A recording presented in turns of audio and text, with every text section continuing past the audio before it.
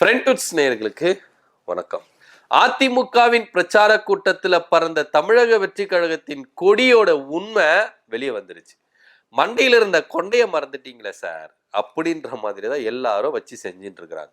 என்ன சம்பவம் அப்படின்னா, குமாரபாளையத்துல அதிமுகவுடைய பொதுச் செயலாளர் சுற்றுப்பயணத்தை மேற்கொள்ளும் பொழுது தமிழக வெற்றி கழகம் மட்டும் தனியா ஆடி இருந்தது. அதுல ஒருத்தர் மட்டும் நல்லா உற்சாகமா ஆட்டிட்டு இருந்தார்.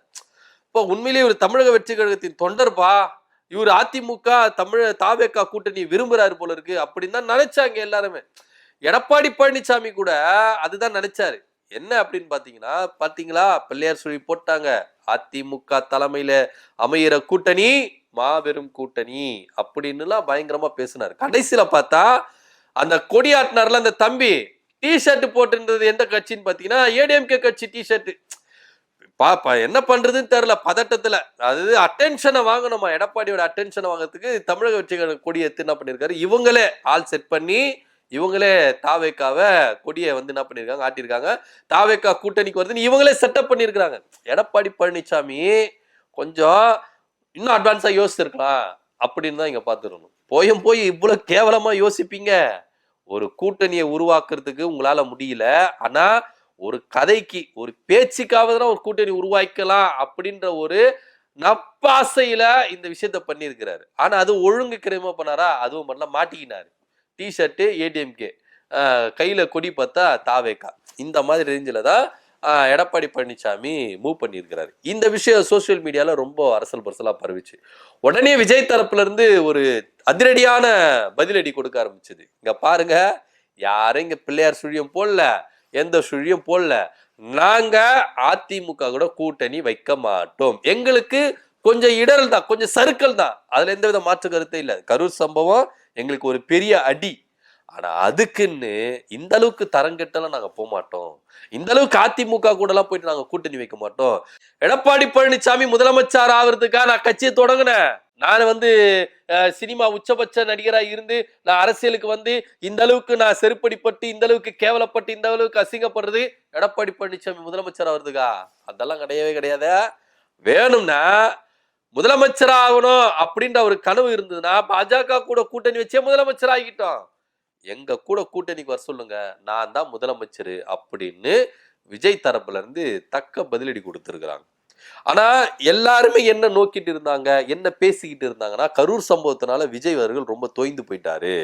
அதனால இப்போ ஊடால பூந்து பல கேம்கள் விளையாடுறதுக்கு பாஜகவும் அதிமுகவும் மூவ் பண்ணாங்க. அதுல எந்த வித மாற்று கருத்து இல்லை. ஆனா இன்னைக்கு நிலைமை வேற மாதிரி போயிருச்சு.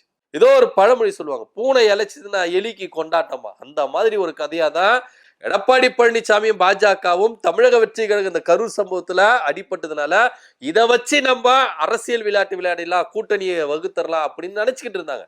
எடப்பாடி பழனிசாமி பேச்செல்லாம் கொஞ்சம் நஞ்சம் பேச்சா பேசுறாரு. எப்படி பேசுறாரு? அந்த கூட்டத்துல தமிழக வெற்றி கழக கொடி பறந்த உடனே உற்சாகத்தினால ஆவேசமா பேசினார். ஆனா கடைசியில டிஷர்ட் போட்டுக்கிட்டு, ஏடிஎம்கே டிஷர்ட் போட்டுக்கிட்டு இவங்களே என்ன பண்றாங்க, கொடியை வந்து என்ன பண்றாங்க ஆட்டுறாங்க. எப்படியெல்லாம் நாடகம் பண்றாங்க பாருங்க எடப்பாடி பழனிசாமி. இப்படிதான் அரசியல் செய்யணுமா அப்படின்னு எல்லாரும் கேள்வி கேட்கிறப்போ, நான் இப்படியும் அரசியல் செய்வேன் அப்படின்னு தான் எடப்பாடி பழனிசாமி மூவ் பண்ணிட்டு இருக்காரு.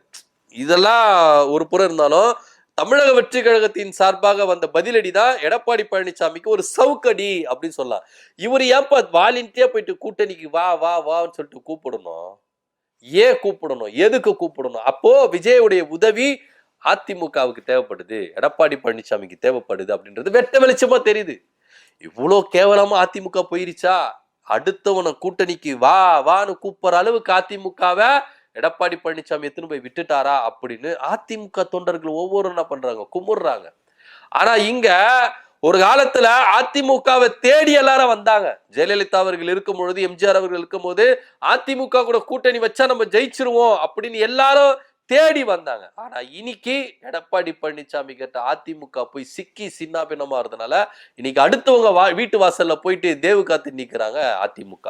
தமிழக வெற்றி கழகத்தை கூட்டணிக்கு வா வா வான்னு அவருக்கு விருப்பமே இல்லை. அவர் சட்டை பண்ணவே இல்லை, உதறி தள்ளுறாரு. சீ வேணா போப்பா அப்படின்னு. ஆனா இருந்தாலும் பரவாயில்ல, தொடச்சிக்கிட்டு வா வா வான்னு சொல்லி தமிழக வெற்றி கழகத்தை கூட்டிட்டு வராங்க. இப்பவும் தமிழக வெற்றி கழகம் அதிரடியான பதிலடி கொடுத்திருக்காங்க.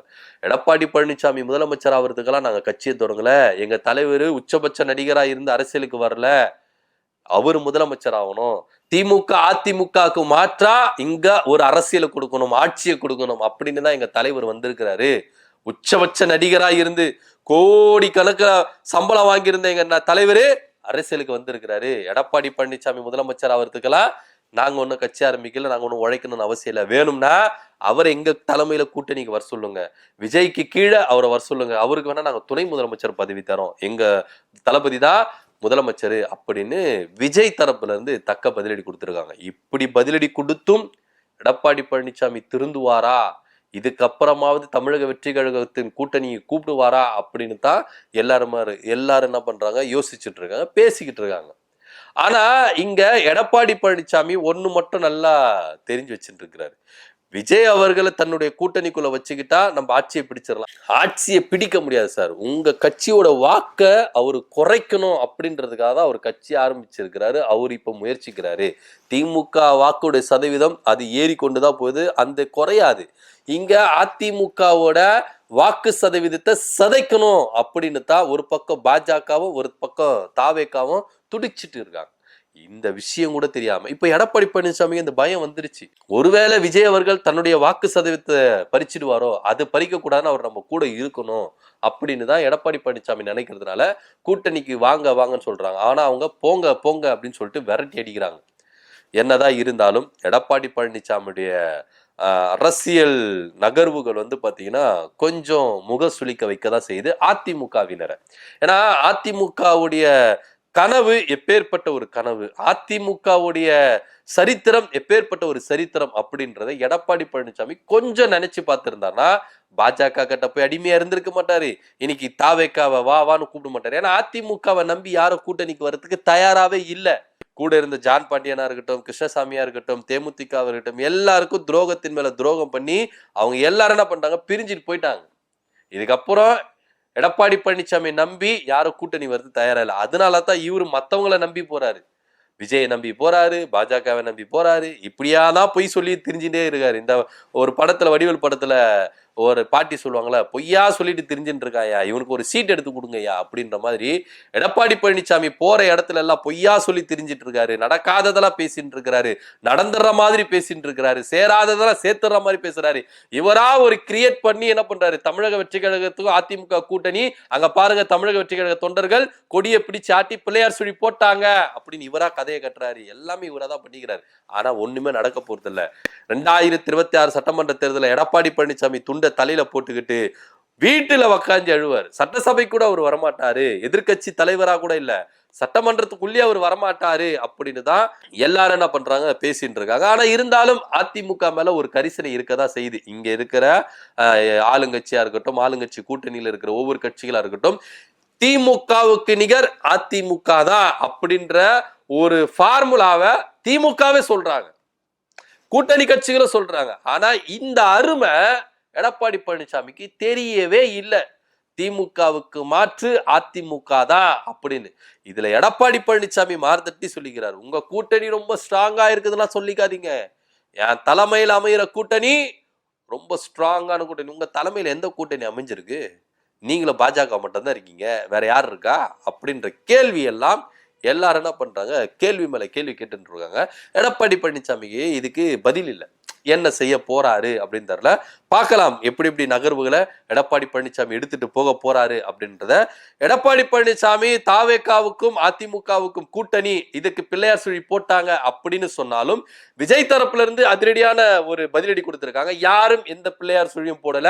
எடப்பாடி பழனிசாமி முதலமைச்சர் ஆகிறதுக்காக நாங்க கட்சியை தொடங்கணும், எங்க தலைவர் நடிகராக இருந்து உச்சபட்சத்துல இருந்து இங்க வந்தாரு அப்படின்னு தக்க பதிலடி கொடுத்திருக்காங்க. இதை பத்தியோட கருத்து என்ன அப்படின்றத கீழே கமெண்ட் பண்ணுங்க. நன்றி, வணக்கம்.